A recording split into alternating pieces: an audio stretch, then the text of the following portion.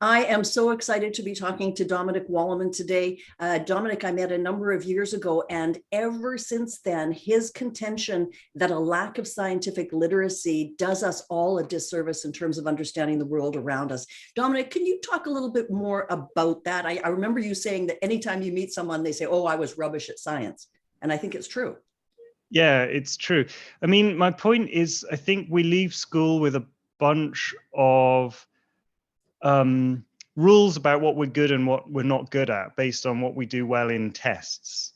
And these are kind of like self-defeating beliefs that stick with us throughout our whole lives, but they're only based on a period when we're in school, which is just a period of our adolescence, and isn't necessarily true of what we're good at for our whole lives. And so when it comes to people saying, because I'm a physicist, but my background's in doing quantum computing. And when I meet people, although I haven't met many new people in the last year, obviously, but before that, when I'd meet new people and say I'm a physicist, sometimes, or very often actually, the reaction was, oh, I was rubbish at physics in school. And it happens so often that it's like, I can't ignore it.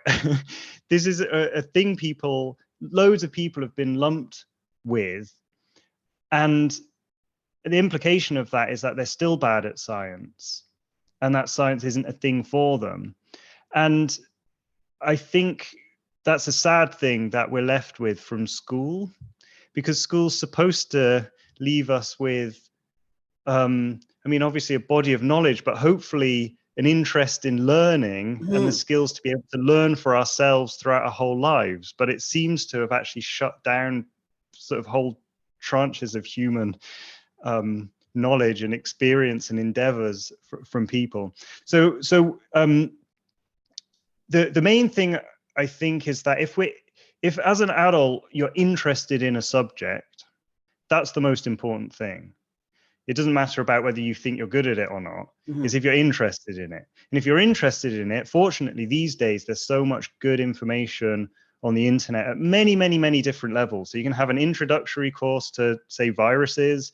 And a lot of what I do, so I make videos on YouTube as well as write science books for kids. Right. So I do lots of science communication, trying to boil down complicated things into an easy format, digestible for people who are interested in those subjects. And so anyone who's like, I'm really interested in science, but I know I'm not good at science because I was never good at tests in school, should try and get rid of that belief. And if you're interested, search out for the information online. So certainly from a self-fulfillment perspective, that makes good sense. But have you been watching the coverage, and it is largely media coverage of the pandemic and all of the different, like how numbers relate to this, how modeling relates to that? Have you been tearing your hair in terms of none of this is in context? Sure, yes. I mean, the news is frustrating because, yeah, there's often the case where they assume you know a bunch already, and then they start telling you the latest news. And so there are very few places that actually set context. There are a few. I'd say that Vox.com has got good general explainers. So they tend to explain the background of a thing. So, you know, what's the deal with coronaviruses in general?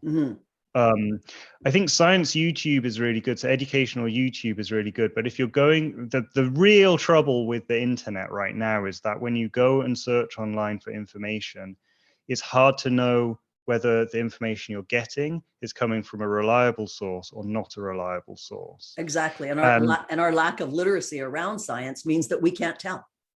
Exactly. And that's understandable. If you don't know anything about viruses, how can you critically analyze whether what one person says something about viruses, whether that's more reliable than what something else is? The point is you're trying to go from a place of ignorance to learning something. And so the way, I guess, science literacy, it helps with critical analysis. Basically, it's critical analysis. So that there's a bunch of guidelines or just things to follow to see whether what the person is talking about makes sense. So the first of those is like, where's the evidence? So when someone makes statements about things, that's not enough. You can't just trust people on what they say. If they're not citing any kind of evidence, it's hard to believe what they're saying. So it's much more trustworthy if someone's saying something and they've actually got some links to some research, some like peer-reviewed, published scientific literature to back up what they're saying. So that's, I think, a key one. Just in the whole of science, that's the way things work. Through published peer-reviewed journals, that's the body of science. And it's not always correct. New research, new evidence can overturn old evidence. And that's fine. That's all part of the process. But just being able to point to the evidence that people can actually look at what the original research is, that's a huge thing. You can get an indication from people's credentials. So if someone is an expert in viruses or in epidemiology, that's good. Sometimes people lie, and some people do have the qualifications, but they're still not trustworthy. So it's not their slam dunk if to follow people's credentials. And then I think for me, what have I been doing? I've been following people on Twitter who are people who have been recommended as people to follow. Okay. And I've followed the things that they're saying, and normally it's linking to things that they've written or original research. Right. But if there's like a link to the original research, I think that's a key thing. Okay, so let's talk about what you've been doing. I am absolutely delighted to see that you can build an entire career around helping remediate our ignorance around science. So talk to me a little bit about your YouTube channel and the books for kids and all this cool stuff you're doing. Yeah, sure. So it's amazing and kind of a surprise that I can make a living just by making educational science content for YouTube.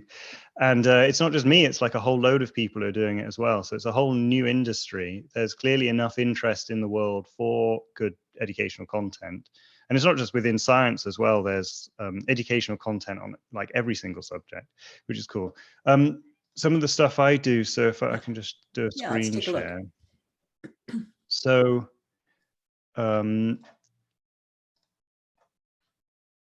so my thing is to try and summarize whole subjects.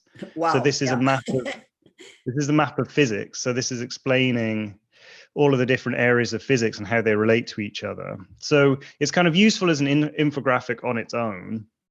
But in the videos, then I explain all of these bits using animations, like what classical physics and Newton's laws, and then Einstein and relativity, and then quantum physics and how they relate to each other, including the things in the future and the philosophy of stuff that motivates all of these questions. And then that was my first popular video. And then I followed it up with the map of mathematics. And then I went through all of the different subjects: chemistry, computer science, biology, and then everything in the universe. And then I've started, you can kind of see the evolution of my art style has got a bit more pro. This is one I did on viruses, just to explain viruses in general. Amazing. Quantum physics, and the map of doom, which is kind of every sort of risk to humanity in the future, which I did at the end of last year. Every movie, every exactly every movie ever made, all in every one disaster movie. Yeah. So with this one, what I was trying to do is actually set the relative risks to humanity of all of these different things. Is an asteroid impact equivalent to nuclear war? And what can we say about those? And obviously, a lot of them are very uncertain. But I was comparing them all to this pandemic. And what was interesting is the result of this is that if we're worried about, the extent that we're worried about coronavirus, we should be worried about climate change, and we should be worried about antibiotic resistance, because those two things pose much more of a risk to human life than the pandemic Huh, does. interesting. And And I and can't the quite other, see the detail, Dominic, in the bottom corner, these people kind of going at each other. oh yeah, this is maybe I can zoom in. Um, this is exactly that: social media addiction, online Okay, disinformation, social inequality, income inequality. So these are all the social um, risks to destabilize humanity. Basically, these are all the things I think are going on right now. And online disinformation is what we talked about before. right. And it's frustrating for me that there are so many people willingly posting things that are wrong online. And what's confusing is it doesn't even I don't know the psychology of this. How does it serve them to do that? I guess they get a Mhm. following for being I, controversial. I mean, I guess they actually believe it, which is, yeah. I suppose some of those, and I've noticed that too, and it makes me scratch my head where I see a variety of medical doctors. Well, now I'm assuming they're telling the truth about their credentials that are so Yeah. diametrically opposed on their perspective about the pandemic and about viruses and Right. vaccines. And I just find it bizarre that people coming out of relatively the same medical schools can end up on such different ends. And to your Huh. point, what's in it for them to be the naysayers? I don't know. Yeah, that's interesting. I mean, I haven't heard. I feel like the advice that I've seen from actual from doctors and the medical advice has been pretty consistent. Is in the risks of the virus to human health. I mean, it's got, what is it, about a 2% severity risk. Yeah, I hesitate to say actual numbers because I don't want to Right. become exactly one of those people who One of those says people. Exactly. Exactly. who Exactly. spouts incorrect numbers. But like if it's got a 1 to 2% death rate, I think I'm not sure if that's actually true, but it's something around there. That's like a 1 in 100. Let's say it's 1%, just for the sake of argument. Most people who get it aren't going to die, but a 1% risk is still massive. I wouldn't want to take that gamble personally. If it was like Russian roulette, but with 100 chambers, I don't. I mean, that's kind of what you're doing if you just don't do anything to try and prevent the spread. Right. Right. That's Right. it, just Spread. across the board. Okay. And then even if you don't die from it, you can have real severe long-term health problems with it. So I don't think any of that is controversial. The stuff that got controversial, I think, was what to actually do about it, which was more about social policy, Mhm. which is how much do you lock places down, closing business or preventing businesses from doing business, and whether the loss of income from people actually ends up with more people dying from other things, just depression or anxiety leading to alcoholism, or people Yeah. not getting their surgeries in time. So locking down the country has got a cost to it as well. And so with those lockdowns, I think there was most controversy about the balance between how much you obviously implement social distancing and these lockdown measures compared to the amount of damage the actual virus does. Right. And so I don't know. Did you actually see doctors disagreeing on the basics of like the severity of the virus, Uh, or what was the nature of the disagreement?